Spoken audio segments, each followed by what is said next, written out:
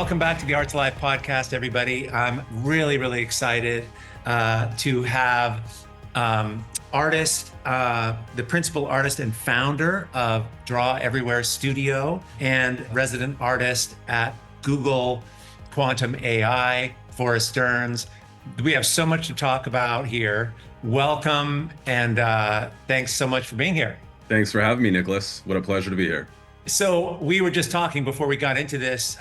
Why don't we? Because I know you founded this company, and 20 years ago, and what you've been doing. I think that'll go a long way into helping the audience understand what you're about and what you're doing now. So why don't we just kind of start with what is Draw Everywhere Studio and how has it evolved? And let's start there. Yeah, thank you for the question. Draw Everywhere Studios is a studio that is holistically built on the love of mark making, the love of drawing, the practice of telling stories on paper. Humans are a mark making species, and we love to get in and make marks and make systems and make patterns. So Draw Everywhere has always been about that. I grew up in nature. I've always celebrated nature, but my studio has really grown up with the kind of bubbling commerce that happens in the urban atmosphere. I've been very attracted to street art and graffiti my whole career, and I've always had a kind of a foot in the nature aspect, the fine art aspect. Let's go draw in nature, let's go adventure in nature, and then let's go adventure in the city and like write on things. And where has that led me? To really this interesting mycelial map of nature and graph futurism. It's like, how do we solve problems effectively with artwork? And how do we connect with every single human and the interconnectedness of humans? So the studio is all about that. We have three big offerings, which is illustration, art direction, which is led by design thinking, and artist in residence programs. So I kind of have all of those three offerings as one big system that I can get in with companies and in the short term, make epic things in the built environment. In the middle term, make those epic things ongoing. So we are working with the architects and the contractors and the fabricators to make spaces in the common conversation with the host company and the leaders.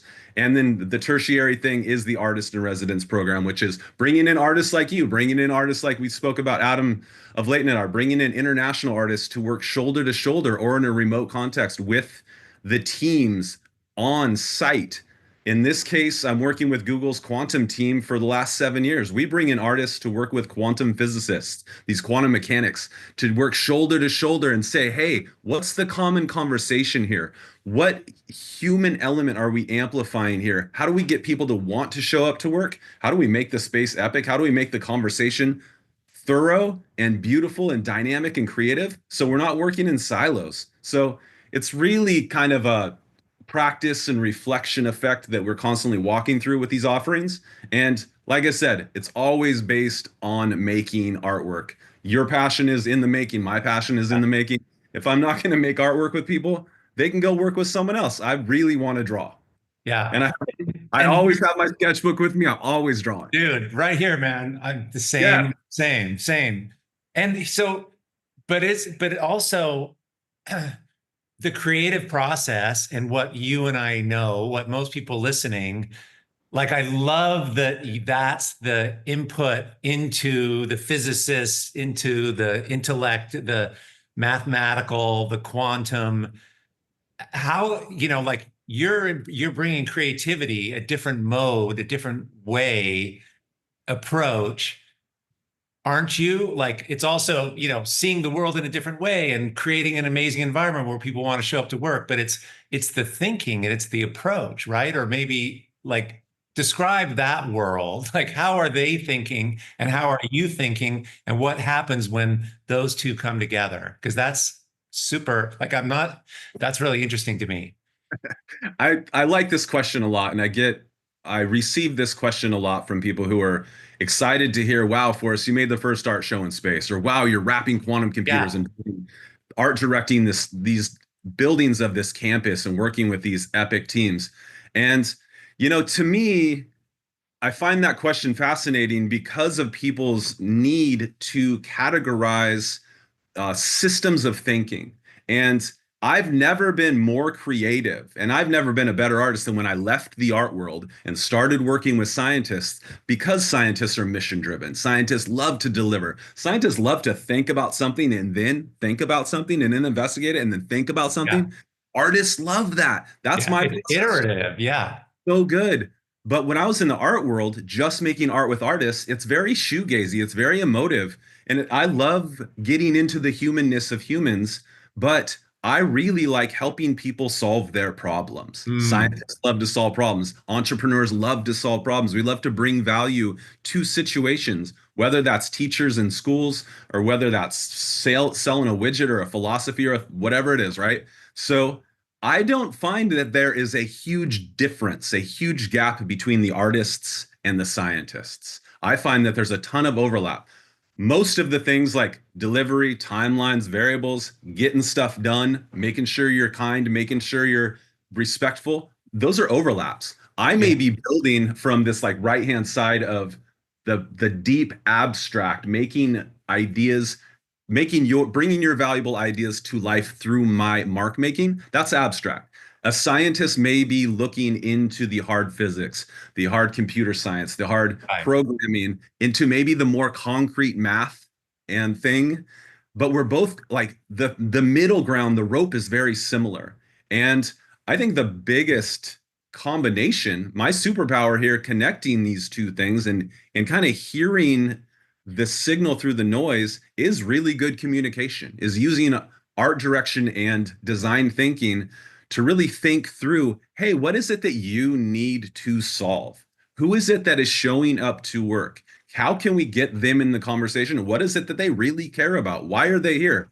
I understand that you, the company, wants to bring value to your bottom line, but okay, great. Give them a good challenge, pay them well, give them good benefits. But also, the third part is the container. How do you make the built Yeah. environment for the team to show up? And so, you make a built environment, people are going to be creative. Artists are not going to be any more creative than someone making a spaceship, a quantum computer, or designing shoes, or whatever it is, being a good teacher. We give people permission to be creative and they run with it. Yeah. Yeah.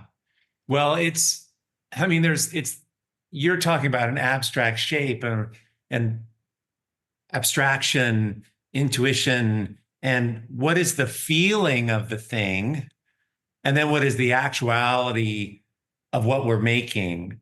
We're all humans. Yeah. The Yeah. people who are explaining what quantum physics is to the world, it's still abstract. That's damn abstract, Yeah. right? And so how do you explain quantum physics or the flight trajectory of a spaceship to the audience? You have to illuminate the great idea with something that's relevant. Quite often art works great, illustration works great to do that. Yeah. So we have to use storytelling, graphic design, illustration, good artwork as a tool always. Yeah. We communicate in words, but we think in pictures, I think. Yeah, and thinking in words is different connotation for everyone. We all Oh have our yeah. own. Well, then you're just work. Yeah, it doesn't carry. Yeah. Yeah. Yeah. And so your drawing, like, is just describe to me, because I'm familiar with your work and drawing, and you're in nature, and I share the same thing. Like, I'm totally, everything I make is derived from that. That's where the color, the inspiration, being in nature, adventure in nature, all of that.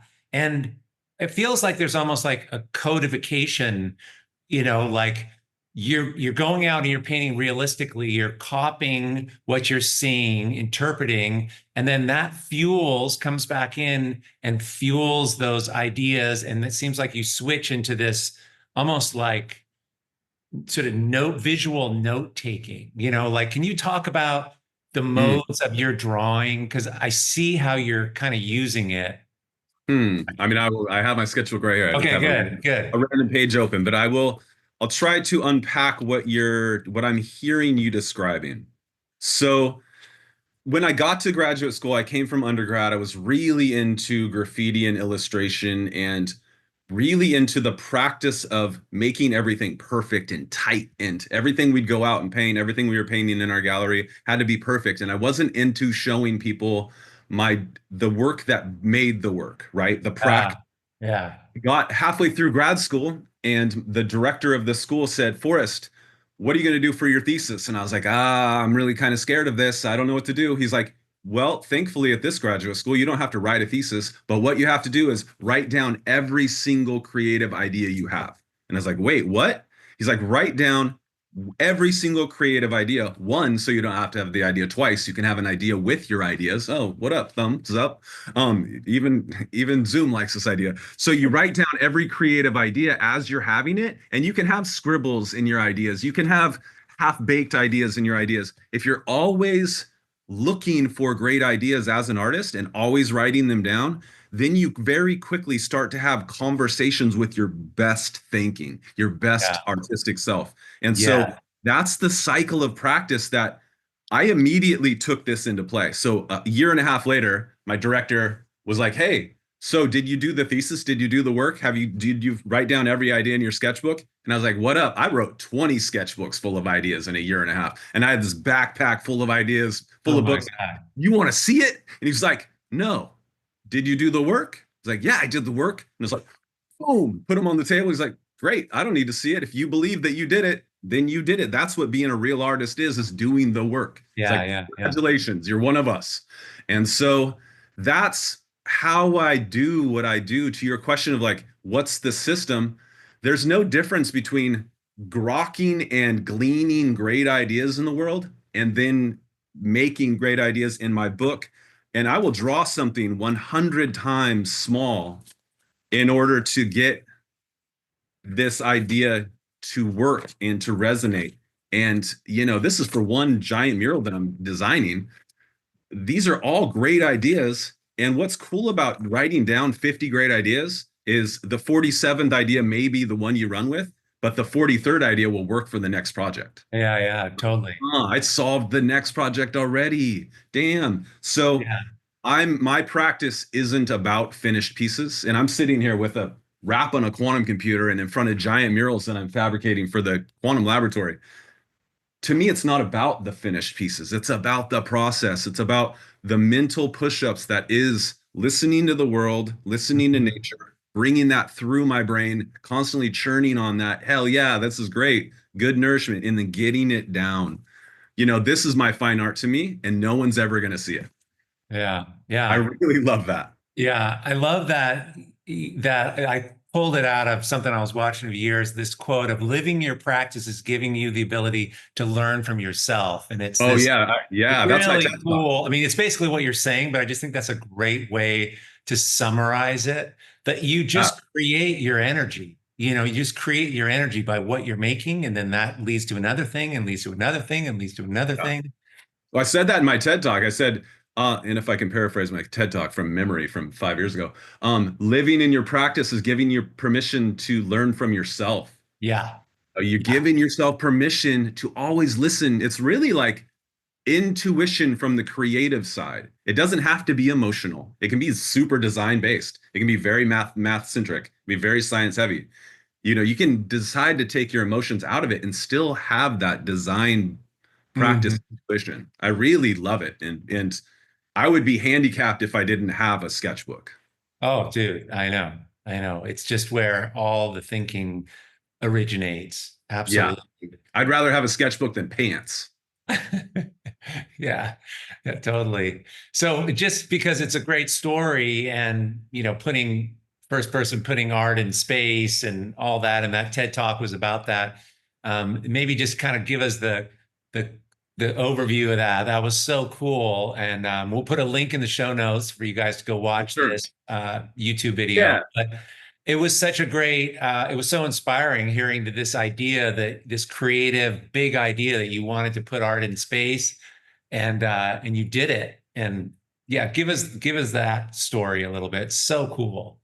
Well, I'm always the type of person that, like I said, likes to listen for opportunity. And I found myself representing artists at a venture capitalist campout. And I found myself listening to a hyper geniuses talk about their passionate things. And I found myself at a table listening to a guy rabidly and romantically talk about the future of aerospace and his small satellites, and he just happened to have a satellite on the table, and we're by the pond, and there's sun radiating in, and it smells like heaven through the redwood trees, and I'm looking at this satellite, and I'm wondering, I wonder if a graffiti artist has ever put artwork on a spaceship. And there has been art in space.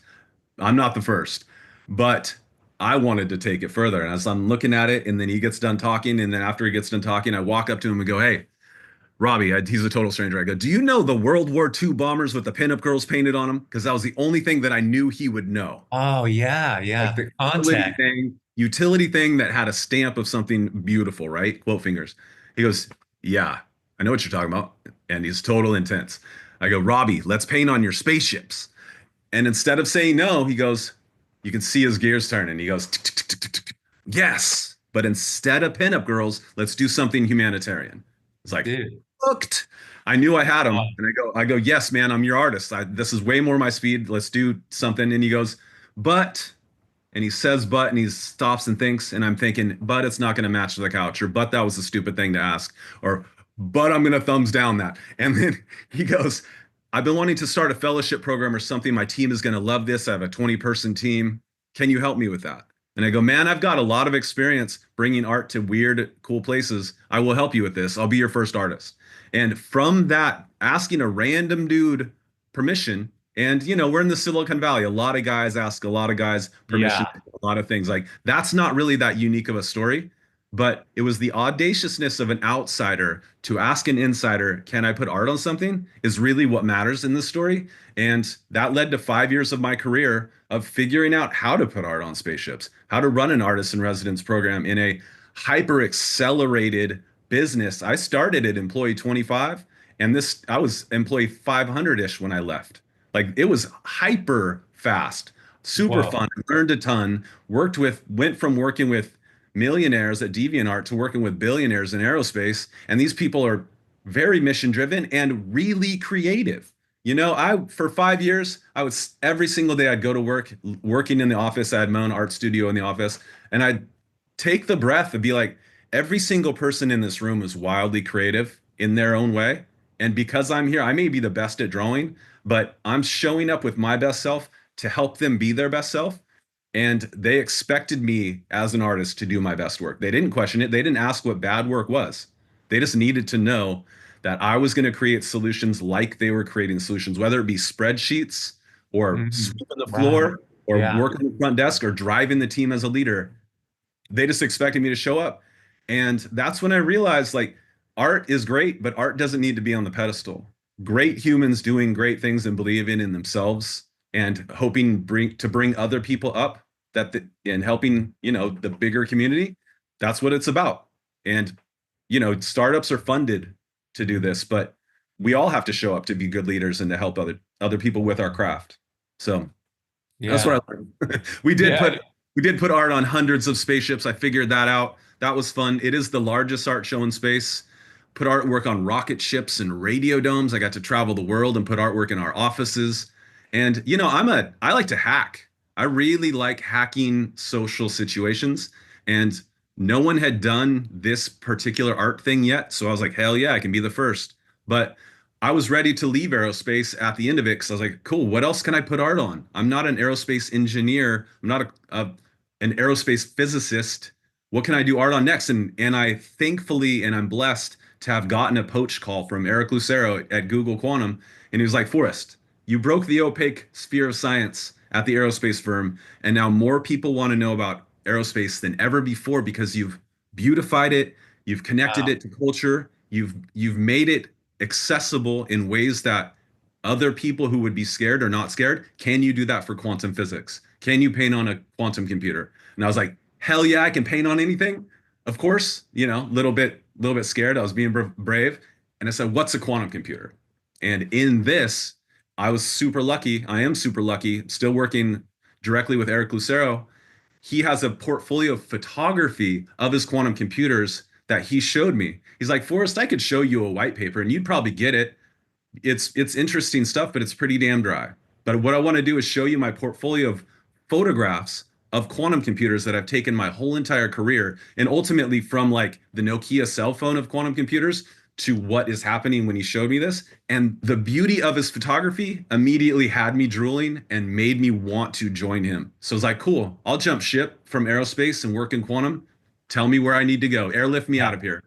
And so I left Planet, did my TED talk, and immediately joined Quantum's team or Google Quantum's team. But what's worth saying is that I still run my company, and Google hires Draw Everywhere to run my artist in residence program, to make the artwork that I do, to be the investigator of the culture and use art thinking, design thinking to run the artist in residence program and be an art director. So yeah, it's fun to work shoulder to shoulder now, but hold on to my own offering and my own IP.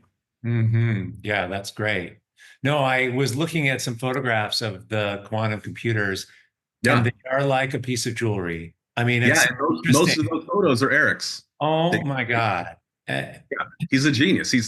And he's a hell of an adventurer. I love who he is as much as what he does. And that makes it so valuable to work with him. yeah, when you say adventurer, like it's his thinking and what he's doing in the world. Like it's all like, what is Yeah. quantum computing? Like it's just such a new terrain. And Yeah, I think philosophically, quantum computing is new terrain. Where it is in its technology, it is on the forefront of what computers are. But at the same time, I say adventure in the real sense of, Eric and I will go on a road trip. We went to the Southwest this last year and went and visited international artists that we've worked with. This duo of Navajo artists, and I've got another giant painting that's hidden behind here. These Navajo artists who are park rangers, who are friends of ours, that kind of speak this multitude of beautiful woven language of all of these different human existence. And we went to visit them in Canyon de Chelly. And, I'm wow. down to like my friend Ravis, who we went to visit, made me this story cloth bracelet of our adventure. And I wear it every day. And I think of us and I think of our Wow. adventure. So, like, truly, it's about getting out in nature, bringing Yeah. those experiences back, building those experiences into something that is relevant and magnetic for the rest of the team to relate to. You see that this is a painting right here. This is a Yeah. painting that is around a cylinder. This is the armature of a quantum computer right here. And this is the first painting I did of the series, which is now about 35 or 40 pieces. And the first one was of Yosemite. I grew up just north of Yosemite, and this is my place, right? I love Yosemite. So the Yeah. first painting I made for the first quantum computer wrap was of my favorite place on earth. To celebrate that as stewards of these places, as we make these technologies, we need to absolutely be responsible and respectful of these places as we make these things. It's not just about making things for comfort. It's really about like, how can we be better humans and better stewards of this earth as we make these things? And honestly, I've hacked my way into these tables so I could push that initiative. Wow. I freaking love it because nature is just the universal language. That yes, the team can get it, but so can everybody else. Like for those people, like what the hell is quantum computer? But when they see that, Yeah. that does a better job at describing quantum. And It puts it if in a you context that people can yeah. relate to. If you asked a quantum physicist, what do? They will tell you that they speak the language of nature. They're manipulating and Wow. understanding electrons. And, we're looking at the maximum view of something beautiful. But what happens on the view when you zoom way, way, way, way in? I'll show you what I think it looks like. It looks like things like this. This is what quantums do, or electrons do when electrons are doing what they do. And so I build the mycelium of my drawing is always these weird little adventures. And then this is a sketch for a mural that I'm doing. So it's going to be a mix between this mycelia of quantum and nature itself. It's all about connecting it, and I don't do this for a marketing thing. It's not about the advertising for the team. It's not about the outward facing story. It's really about how do we as a team help each other be better humans while we are at work, and then we can go back into our communities and celebrate ourselves in nature. The quantum particle wave in between all of that, the nature. Superposition. What was that? Superposition. Yeah, just that probabilistic kind of aspect of it, Hmm. which approaches how life really is. Yeah. Um, it's just interesting to me that is nature, that, like we we feel that when we're in nature. It returns us to ourself when we're in nature. We feel more ourselves when we're in nature. And and in a way, what you're doing, I imagine, is giving people back to themselves so they can be more collaborative, so they can show up as individuals, as themselves, and collaborate better. Is that kind of how, how you're thinking of it? Yeah. Yeah. So hold that thought. And I'm going to ask you, what is the purpose of art? What does art do? It's the expression of change and potentiality of the culture of the world. Mm, beautiful. Beautiful. I agree with that. I think that's a good intention for art. Absolutely. In my opinion, art is a reflection of the human that's looking at it, right? It's when you see a piece of work behind you on the wall somewhere else that someone has done and it's a finished piece. It's not the verb of art, it's the finished noun of the thing. It's on the wall. What that piece is doing, it's allowing the person to look at it and see their own experiences and relevance in that piece. If they don't resonate with it, they're going to walk on and not even notice that it's art, right? The Yes. purpose of it is for that emotive resonance to look at it and be like, wow, there's something there. I get it. That there's something amazing there. And you just said, you get that in nature, there's something there. And that's so true. The beauty of bringing art to these non-artistic places is that we give permission for creativity to happen. We actually are challenging people, like, go stand in front of that thing, go take your little feet and take Yeah. your body and go stand in front of this awe-inspiring chapel effect mural or this small little beautiful illustration and think about yourself and your place here with that thing. And then I guarantee that after you have done that, whoever you are, team member or visitor, you're going to walk back to your own challenges and be like, huh, how can I bring some of that magic into my magic? And your magic may be different than their magic. You may be making a Python spreadsheet or a cool little hardware widget, right? But if you are inspired by something, you just reflected yourself in something, and we are constantly on the rhetoric of like creative permission. Go get it. You have permission to make a mess. Yep. Just be respectful and responsible. Then you're going to make that widget and you're going to imbue what you just witnessed. So I will always come back to the idea of the built environment is the best possible thing that a business owner, that a team can invest in because you're making the container for the humans to be their best selves while you have their attention. I love the idea of what are the conditions we need Yeah. to flourish. This Yes. is, our in Art2Life, this is something we do this for the world. We're helping people become more themselves through art. Yeah. What are the conditions people need for that? But now I really realize in order to do this effectively, this team, this group of people that is Art2Life, we have to get really good at first understanding for each of us the conditions we need. And we all need to know those things. And that's been a really powerful practice and surprising because we're all different, you know. It, Um, yeah.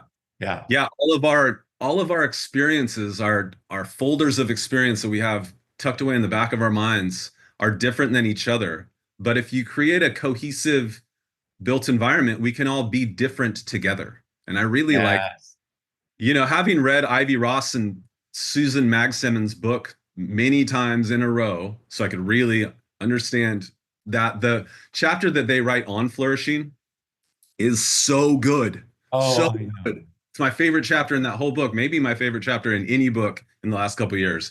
And Eric and I got to give a talk with Ivy and Susan at UCSB this last year, and I was on stage, like kind of quivering with that like angst of being with your superheroes next to you. I was like, I cannot believe that I'm sharing the stage with them. And I got to speak to the audience about my favorite chapter of my favorite book, sitting next to the authors of that chapter. I was like, in this meta moment, it was so beautiful in my own practice. I was like, I don't know if I have arrived or this is the first step of a 100-year process. If I'm getting kicked Yeah. out the door, like I didn't know which one it was, but I'm like, this is so good. This is so good. I love this. This is what art's about. Go forth and make great work. So, yeah, Yeah. Yeah. flourishing Well, it's crucial. incredible. I'm quite close with Ivy, and she actually came.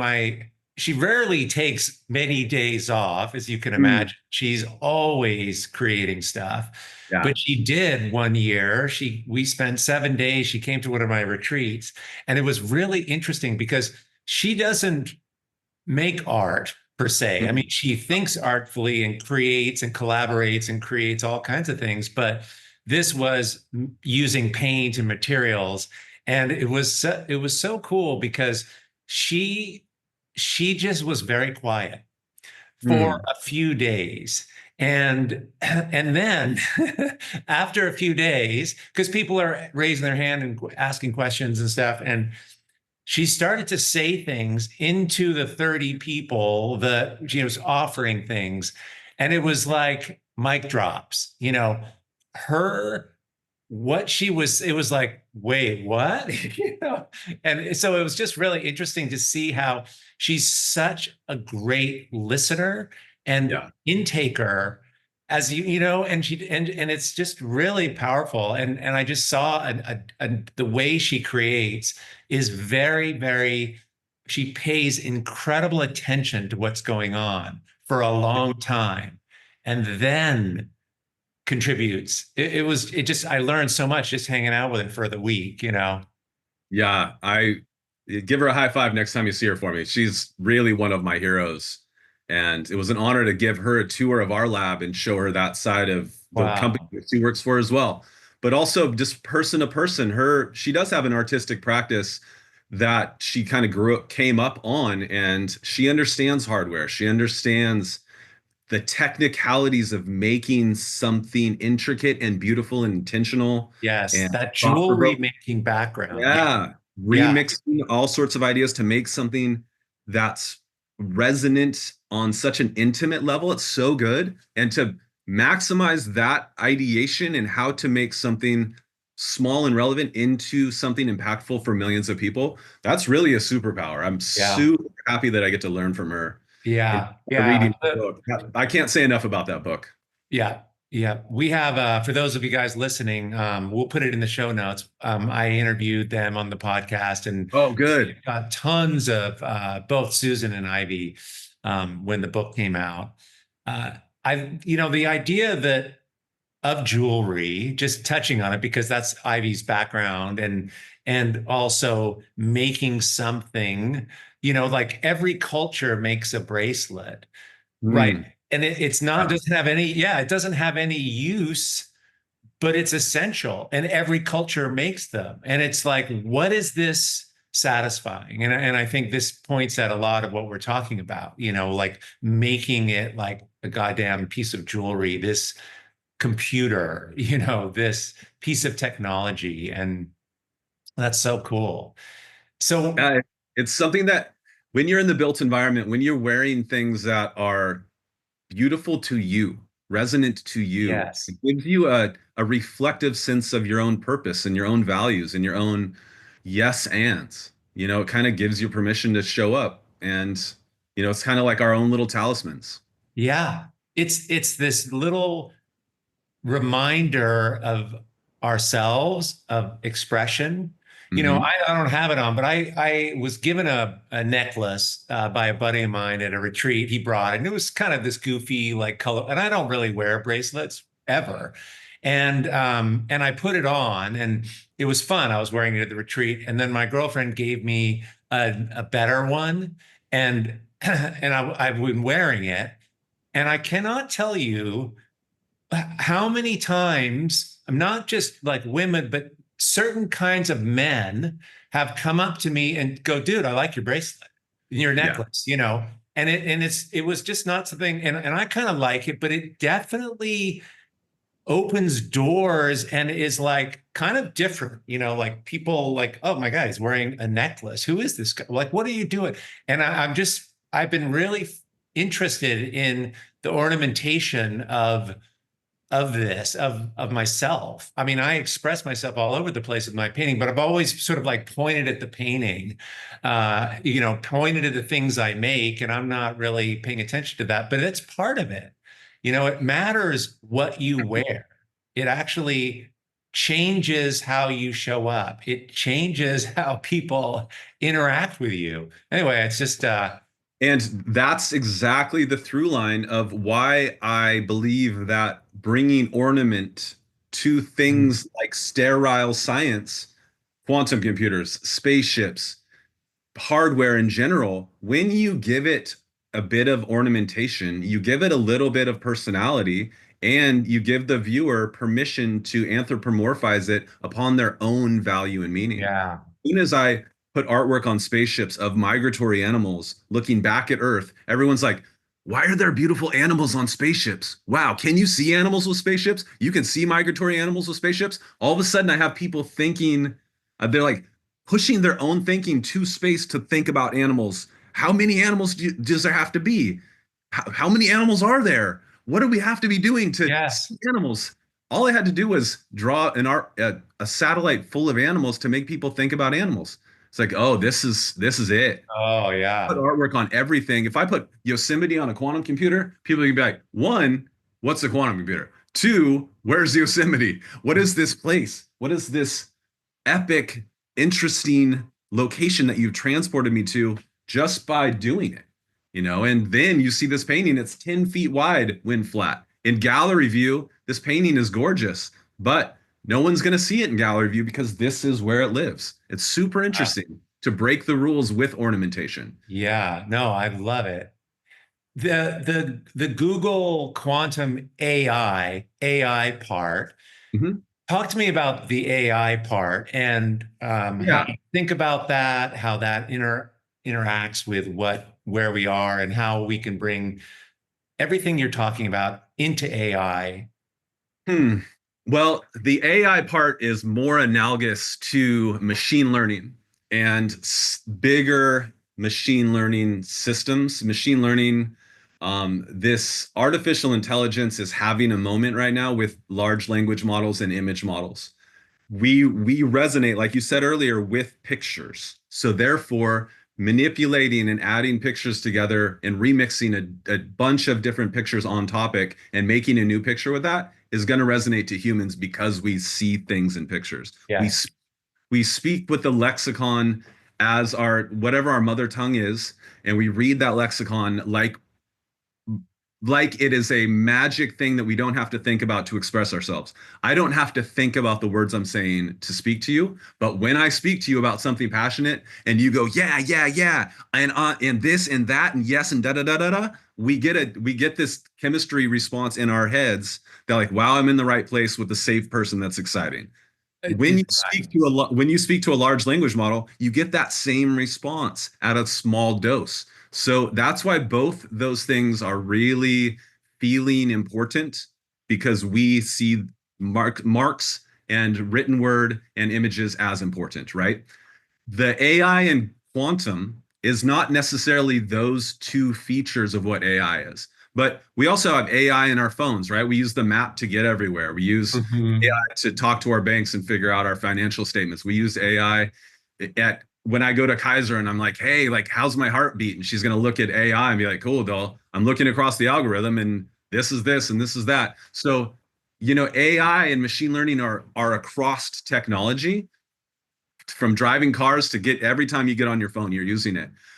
Quantum computers are a different complexity class of computing, and therefore they're going to help in the machine learning of things, but it's not necessarily like apples and apples. We're not going to be making larger language models with quantum computers. But we are going to solve some pretty amazing things with quantum computers using machine learning. So, yeah, Yeah. it's Okay. like So saying, kind of great, the like dictionary has a lot of good information, but you got to kind of parse it out. Yeah, yeah, yeah. I mean, I just think there's a lot of fears, a lot of people are trying to sort it right now. They're trying to Yeah. sort the humanity in it and all of that. And you're bringing humanity, you're bringing uh, all sort of nature in back into the world of technology and computing, and AI is referencing that, but it's not that. And all the whole, it's just there's just a lot here. Yeah. No, I hope that people can use AI for the betterment of the planet and they use it and it makes them kinder and it makes them more responsible and it helps us as yet another tool to be good people. There's going to be nefarious actors with every technology. There's going to be, as we see with politicians and we see with Yeah. leaders, there's good ones and bad ones, right? Yeah. There's bullies on the playground and there's people who celebrate with flowers. And so we just need to be the ambassadors of using it for the right reasons. Um, I use Photoshop every day. I love Photoshop. I have to deliver my graphics in Photoshop. I build things in Photoshop. 50 years ago, if I was to tell a painter, hey, I use Photoshop to deliver pieces as much as I paint, they're like, you're going to let a computer do the work for you? Yeah. Right. Like, Right. No, there's and then, that. Yeah. and then 50 years before that, a photographer come new on the scene and be like, look, I can capture an image with a plate in chemistry. Wow, what? And the painters are going to be like, man, you're using some technology. That's like real close to Yeah. magic. Right. Right. And years before that, the people who were oil painting saw the watercolorists and they're like, that's too easy. That's Yeah. not art. And then the cave drawers were like, I don't know about using oil painting. I'm not going to use oil painting. I'm just going to draw bison on the walls of this cave. So it's all an evolution. Yeah. I don't hate that cars are here because they put horses out of business. I still love Yeah. horses, but I don't want to ride a horse to your house like I want Yeah. to drive my car. And You know so, what I love about AI, and this is, you can it's the quality of the experience is incumbent on the amazing questions that you're asking, how yes, we ask questions, how we prompt. yes, That's an art. And I know yeah, you know this, but I mean that's a piece like that's the possibility, I think, is the kinds of questions we get to ask, yes. you know? It's truly a good practice. Leaders read and readers lead, right? And leaders get better at reading and leading by writing about the reflections on how they lead and how they read. So, writing is such a crucial tool, but there's not a lot of places in our world to practice writing and get immediate feedback on our writing in a way that feels safe. I can do a Yeah. sketch and I can show my sketch, and it's exciting because I use the elements and principles of design to make you think that this is exciting with contrast and movement and, Right. size and scale and da da da da da. But with writing, it's really hard to get immediate feedback. And what I'm finding with using Chat GPT is I can write something and be like, what do you think about this? And it immediately responds to me with like, move it this way and change it this way and change it. And I'm like, that's cool. It's making me think differently. That's exactly what I'm trying That's to. great. I'm trying to Yeah. think differently in other spaces. If you use anything as a crutch, it won't make you better. If you use anything as a reflective tool with your intention of your practice to make you better and to make whatever you're trying to do better, then good on you. I'm not going to go dig a hole with a spoon. I'm going to use the right shovel, right? Right. Like Right. use the right tool, and then you will have the right product. I have a question I wanted to ask you. It's sort of selfish in a way because it's based on my practice and I'm looking at a painting over here. But one of the things that happened in my work is I was almost like a botanical artist. I mean, I Ah, was copying from nature and I've synthesized the forms and marks into kind of a vocabulary, and it's just all abstract at this point. I still can see the thread back, mhm. but I don't totally understand, what the universal marks that feel of nature. Like Mm, I know that I do it because it reminds them of nature. They feel connected to it, but I've never been able to really articulate it. And you kind of do a similar thing, like your marks and the abstraction of nature and do you think about that? Like what you're bringing in? What are the universal marks of nature that the whole world can feel and see in a mark? Hmm. You That's a know? good question. Yeah, yeah, it's a beautiful question. I was just looking through my sketchbook for a drawing of a tree, and I'm not finding one immediately, and I'm surprised because I draw a lot of trees. I think that nature is beautiful visually because it's both chaotic and tension filled, as well as you look at a different view or a different uh, focal length of the same nature, and it can be so filled with flow and smoothness and calmness, right? Like I Uh, named I well, I'll give you a story. I named my daughter River when I knew I was going to have a daughter. We were like, what can we name our daughter? We're like, I want to name her River because rivers eat mountains, but they're also the most peaceful thing to sit by. They're also uh, the most tranquil, most yes. beautiful thing to sit. Like the sitting by the river is, there's nothing better than that. But also a river can eat a mountain range, like eat a hole right through it. And I was like, I want to raise a girl that can eat mountains and have peaceful beauty at the same time.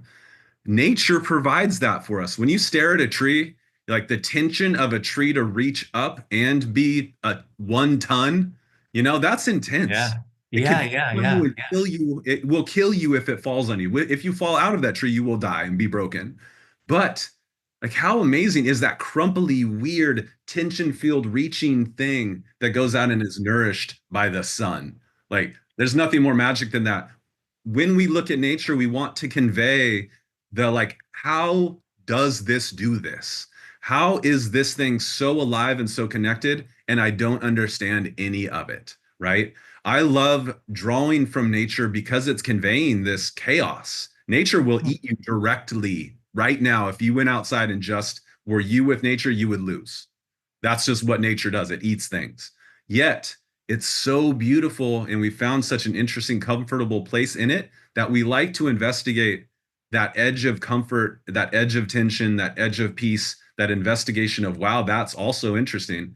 That's what I see in nature. My mark is very tension filled. My graphics are very grimy, and my lines are very like kind of weird and choppy. Yeah. Yeah. They got that. There's Go like on an a, adventure. Let's go on an adventure. yeah.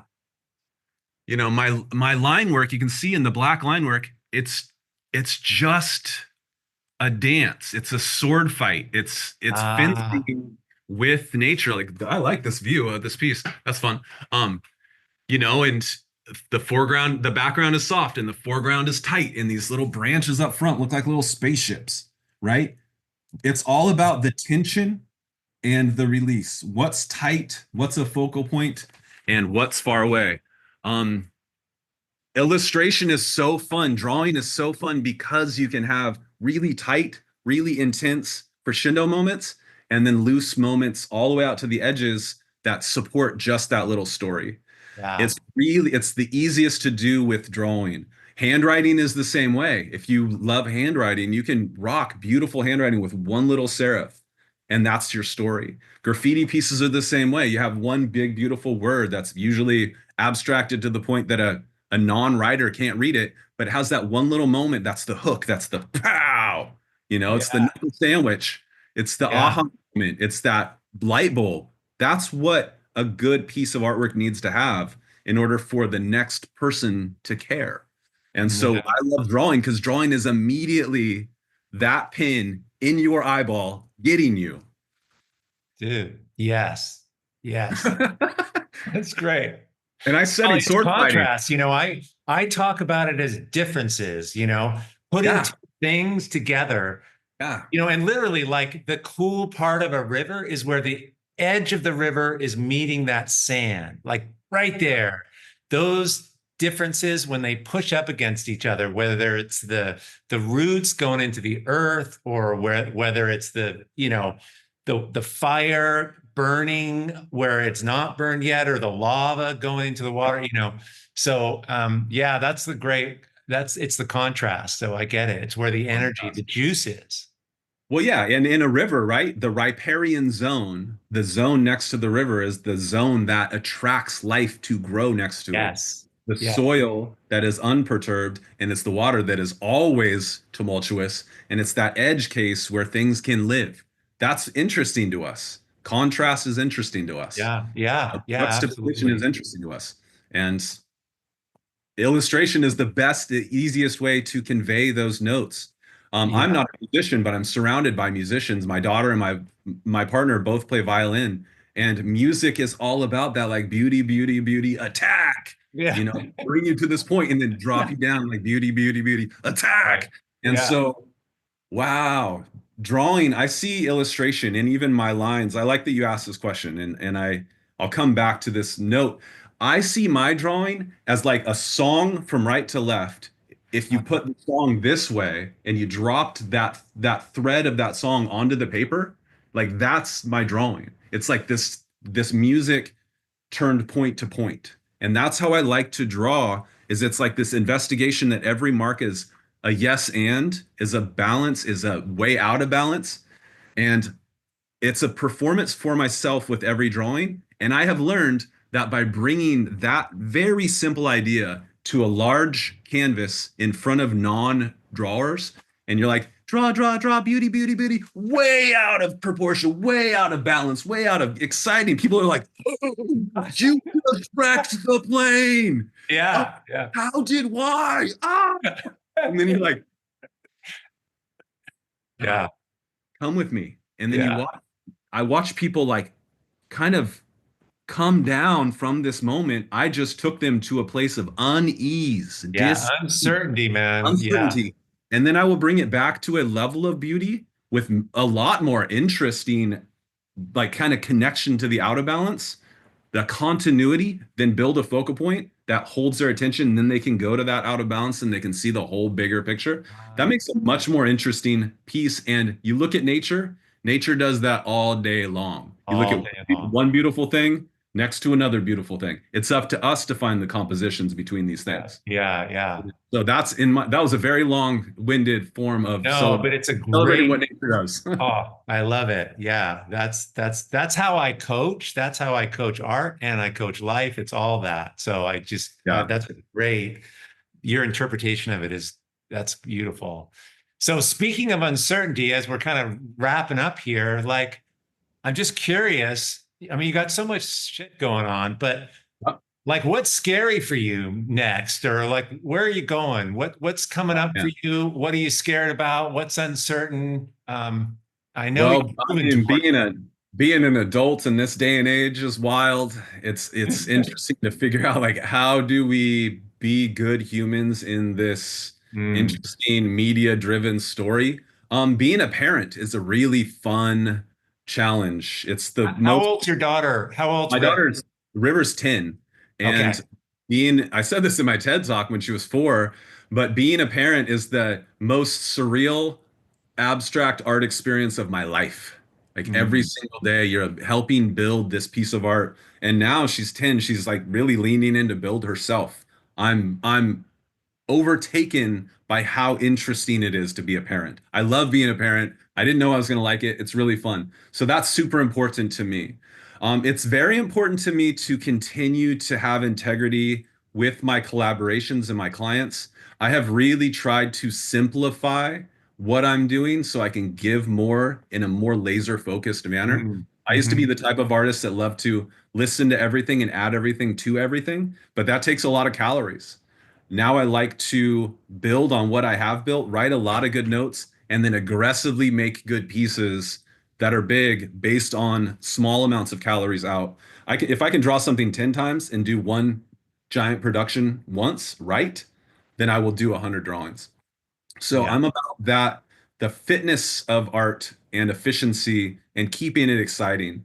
Um, I love the idea of having a one-man army company and I bring in great talent when I need it, but I'm not trying to scale Draw Everywhere to be a billion-dollar business. I really like Draw Everywhere as a studio that runs really good experiential fabrication and good has a really good service of working with a few clients at once, but I don't need to franchise this. I'm not looking to Yeah. scale it out beyond reason. It's a beautiful dance to be like, how do you have effect in every opportunity rather than just bringing in other creatives. There's epic creatives in the world. I love Yeah. artists, but I also don't want to just be a bureaucrat leading artists for the rest of my career. I want to be the artist. I don't want to have administrated my way out of making artwork. So my goal is not to do that. Absolutely. My No. goal is to like stay tight, stay authentic, have fun, do great work, challenge myself. And like I said at the beginning of this, I've never been a better artist than when I started working with scientists. I'm so blessed to work with Eric Lucero. I'm so blessed to call him my dear friend now, and we chortle like hip hop compatriots. We're always just like bringing each other up, pushing each other to our edge. Like, what are you going to do now? Look at what I brought. What? And this is definitely the beautiful bravado that we learned from this urban culture of hip hop in practice, and we just apply it every day. So I just want to keep that Yeah. really, and build my community around people that love to have to solve great problems together. I love scientists. I didn't ever think that I was going to love working with scientists or mathematicians or physicists because I didn't understand them. And now that I understand them, I'm like, wow, these are great, passionate people. And the thing that's the through line is passion and the ability to deliver and the ability to go read a good book and get that much smarter and to trust yourself and trust the process. So, yeah, that may not have made any sense, but No, it's great, man, and just really super inspiring to talk to you today, man. And just the work you're doing, it's powerful and inspiring. So thank you. thank you, Nicholas. Thanks for asking. And I was asking your associate, what should I prepare for this talk? He's like, just be ready to have a good talk. I'm like, okay. Yeah, So I hope that I've met your expectations. dude, absolutely, absolutely. Anyway, listen, thanks so much for those listening. You guys, check out the show notes. There's all kinds of links in there. Go follow what Forrest is doing, what he's creating in the world. And again, see you on the next episode. Thanks, everybody. Peace. Thank you.